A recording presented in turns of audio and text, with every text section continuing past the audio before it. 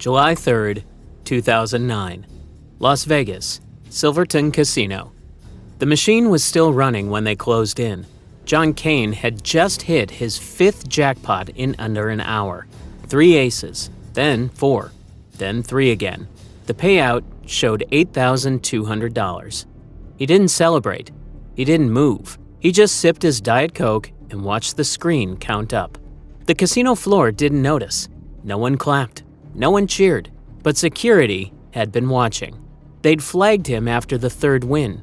After the 4th, they called it in. After the 5th, they acted. 2 guards stepped in from opposite sides. No handcuffs, no scene. Just a quiet tap on the shoulder. He stood up without a word. $27,000 in cash was in his pockets. Another $1,200 still sat in credits on the machine. They wrapped it in hazard tape and logged it. Game King number 50102. He was taken into custody on the spot. There were no tools, no devices, no skimming, no tampering, no hardware. And yet, the payouts were real. 5 of them, back to back, from a machine that was never supposed to make mistakes. The next morning, the Nevada Gaming Control Board launched an internal review. 2 days later, the FBI got involved, and it still wasn't clear how John Kane had done it. But that wasn't the end of the story. 3 months later, another man would be arrested. Nestor, thousands of miles away, running the exact same pattern. Together, they would face federal charges for one of the most unusual cases in casino history. But to understand how they got here, you have to go back to a different casino, to a smaller payout, and to a moment John Kane never told anyone about. Not at first. April 2009, Silverton Casino, off the Vegas Strip. John Kane had been playing for hours. Video poker, same machine, same seat. No big wins, just a steady rhythm. Bet, deal, fold, repeat. He wasn't new to this. In the past year alone, he'd wagered over $10 million and lost nearly $1 million of it. At some point that night, he hit a small win, a few $100s, but he barely reacted. It wasn't enough to matter. But then, something strange happened. Instead of paying the standard amount, the machine gave him more. A lot more. It didn't make sense. The cards didn't justify the payout. The bet size didn't match the prize. At first, he thought it was a glitch. Then, he thought maybe he misread the game. So he kept playing. The next day, it happened again. Same pattern, modest hand, inflated payout. By the 3rd time, he stopped dismissing it. Something was wrong. He wasn't sure why it was happening, but he knew one thing for certain. If it could happen once, it could happen again. And if it could happen again, there had to be a reason. He went home, turned on the same Game King model he had in his living room, and started testing. Different games, different sequences. Exit one game, switch to another. Win small, double up, raise bet, return. He couldn't recreate it. Back at the casino, it happened again. It was only then that he called the one person who might understand it. Nestor, an old friend, and one of the only people he knew who understood these machines better than he did. He didn't explain everything. He just told him, get on a plane and come. Andre booked a flight to Vegas that night. And he arrived the next morning, straight from Pennsylvania. No bags, no questions. He met John at the Silverton. John had kept everything quiet. No big wins, no attention. But now that Andre was here, it was time to dig. They picked a Game King machine near the back wall. Low foot traffic, no cameras overhead. They started logging everything. Button presses, game modes, payouts, every hand, every switch, every sequence. At first, it looked random. Then, Andre saw it. Every time the inflated payout occurred, it followed a specific pattern. Win on one game, exit, switch to another, win again, press the double up button, then return to the first win. Insert a larger bet. The machine calculated the new payout based on the larger wager, even though the win had already occurred. It shouldn't have been possible. The software was supposed to lock in the payout immediately. But it didn't. Instead, it let them multiply it retroactively. It wasn't magic. It was bad code. Andre ran the sequence again. Same result, jackpot. Run it again, another. No tools, no tricks, just a menu path buried deep in the machine's logic. They still didn't know why it worked, but they didn't need to. They had the pattern, and it was consistent. That night, they made a decision. Keep it small, keep it moving, don't trip any alarms. But above all, don't tell anyone. They started slow, very slow, one casino at a time. Never too long, never too loud. Winnings just under the radar, just enough to blend in. Fremont, the Orleans, the Rio, Texas Station, Silverton again. They cycled through machines, changed seats, swapped shifts mid-session. $2,000 here, $3,500 there. Never the same amount twice, and never from the same game twice. To anyone watching, it looked like a lucky run. But casino security was already taking notes. John had been flagged months earlier for frequent jackpots. Now he was back, winning more, but doing less. No suspicious movements, no devices, just playing. Surveillance teams reviewed the footage, frame by frame. They expected something obvious, a wand, a wire, a signal. Instead, they saw a man pressing buttons. No more, no less. Still, the numbers didn't add up. The Game Kings weren't built to lose this often. By May, casino managers were getting calls from corporate. Figure this out or someone else will. Internal audits were ordered. IGT, the machine's manufacturer, was brought in. They replaced hardware, checked for tampering. Nothing changed. Meanwhile, John and Andre expanded. New Jersey, California, wherever there were Game Kings, they went. By June, their combined winnings had crossed $500,000. But behind the scenes, the pressure was building. So far, they'd made over $500,000 by the start of summer. But it wasn't enough, at least not for both of them.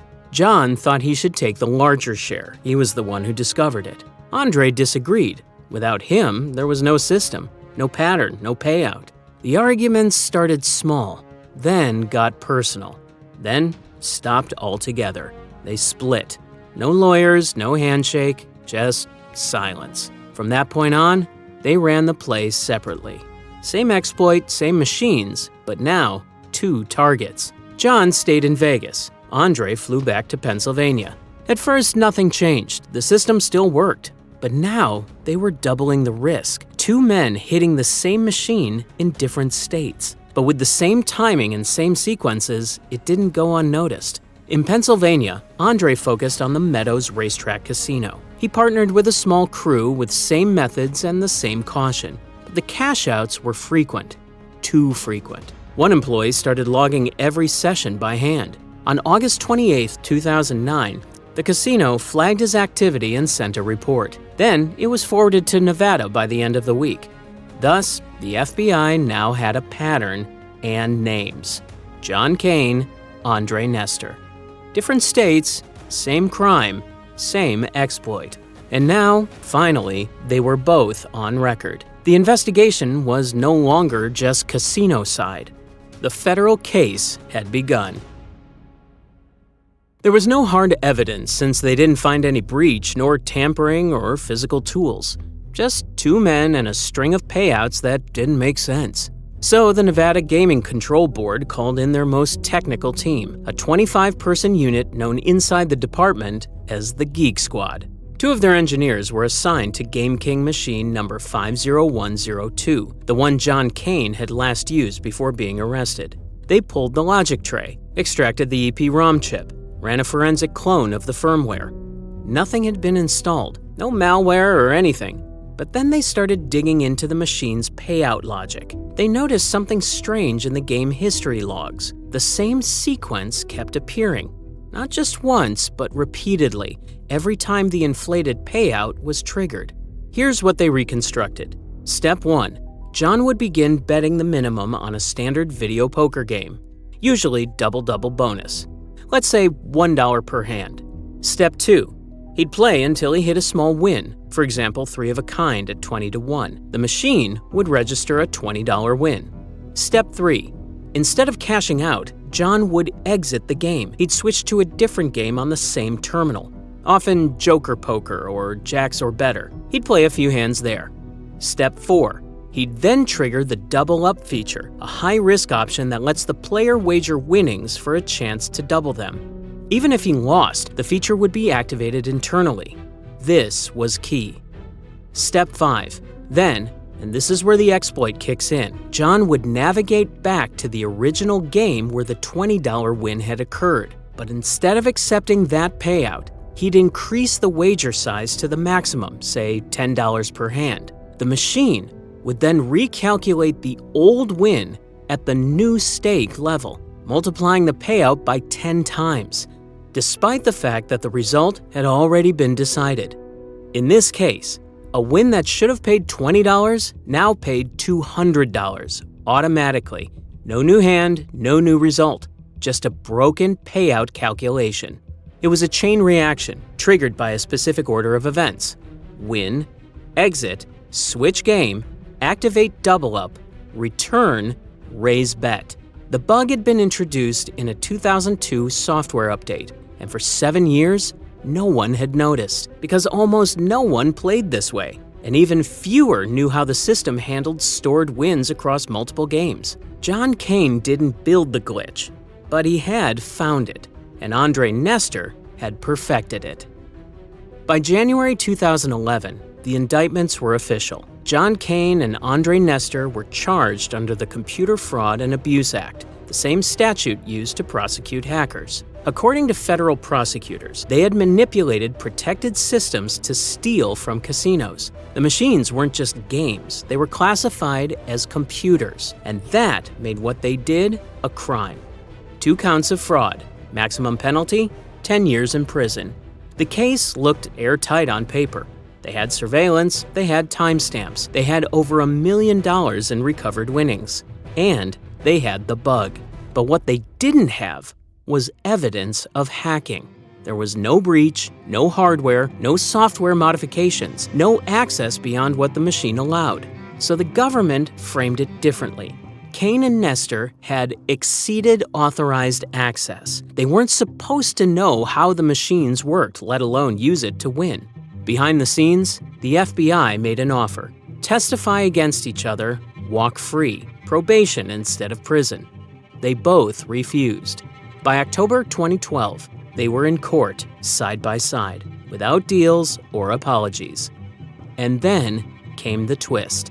Kane's attorney stood and made one argument: my client didn't hack anything. He explained that the Game King wasn't hacked, tampered with, or bypassed. It was used exactly as designed. Every button pressed was part of the machine's native interface. No law prohibited a player from switching games, increasing a bet, or pressing double up. The machine was flawed, not the player. The courtroom went quiet. The prosecution pushed back, but there was no precedent for this kind of case. In the end, the judge ruled that pressing buttons in an unintended order didn't qualify as exceeding access. The indictment collapsed. In November 2013, all the charges were dismissed. The ruling was final. No conviction, no restitution, no prison time. Just 2 men who found a mistake no one else had, used it quietly, and walked out free. The casinos didn't issue any statement because admitting the truth meant admitting vulnerability. The machines that were supposed to be flawless weren't. Behind the scenes, IGT moved quickly. They issued emergency updates to every Game King unit still in circulation. Thousands of machines were patched. Casinos were instructed to disable the double-up feature until further notice. Gaming commissions across the country rewrote their software testing protocols. In Nevada, new regulatory language was added. Quote, any sequence of events that alters intended payout logic, even without tampering, could be considered manipulation. But by then, John Kane and Nestor had disappeared from public view. They never cashed in on their story. They didn't return to casinos and left quietly. And maybe that's why the story was buried. 2 players figured out how not to lose. Not by cheating, not by hacking, just by knowing more than they were supposed to. But the big question remains: how many others had found it too? And how many quietly exploited it without ever getting caught? Because, as we mentioned, the glitch they found wasn't limited to one machine. The same flaw existed across 99 different game variations, and it was embedded in thousands of Game King machines worldwide, running undetected for 7 years.